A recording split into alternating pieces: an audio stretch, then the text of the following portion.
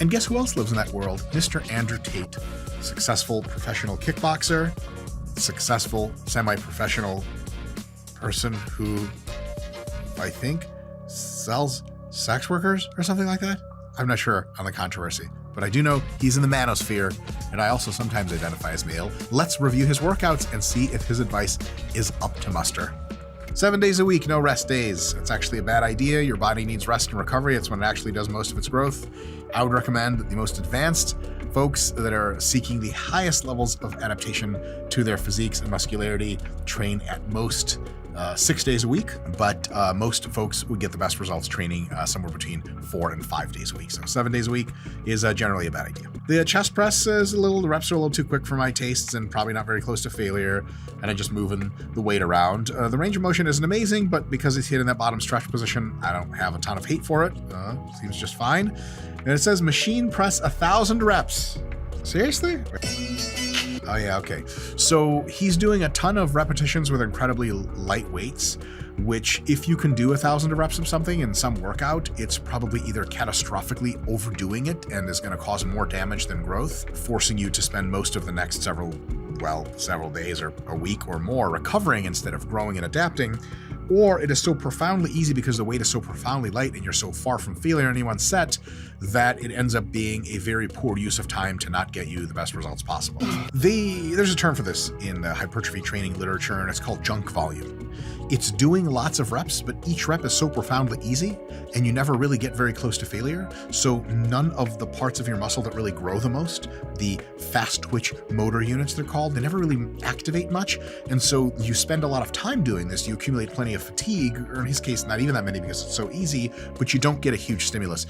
If he did 30 total repetitions, but each one of them was very, very heavy and very hard and was done in a very controlled cadence with a deep stretch, he could get all of the benefits and more of his workout without spending, I don't know how long doing this. It takes a long time to do 1,000 reps. I don't understand how hard work and dedication are antithetical to knowing what you're doing. But I suppose if your mental bandwidth is small enough, it's one or the other. I like the progressive element, that respect. Okay, there are way more efficient ways of training whatever the jumps train than doing the jumps, and way less taxing on your joints and connective tissues. So almost anything else. Good physique means you're building the body in a specific way, which means you're a bodybuilder now. And if you want to have the best physique, then you want to know what you're actually training, which means you're a science geek. It turns out if you want a certain appearance, you are actually encouraged to think about it a little bit. And you're trying to get paid. I don't know what this has to do with making money. By the way, for the record, almost everyone who does this will not have a good physique. Andrew Tate did not get a good physique doing this. He got it training for years and years and years in combat sport and having generally good genetics, comparable calorie intake to his expenditure, and moves around a lot. Oh, that's the worst technique I've ever seen. God damn, I wasn't ready for that shit. Don't hide in your upright rows. Open up into them. Get your elbows up and out. That will train your shoulders like it's supposed to.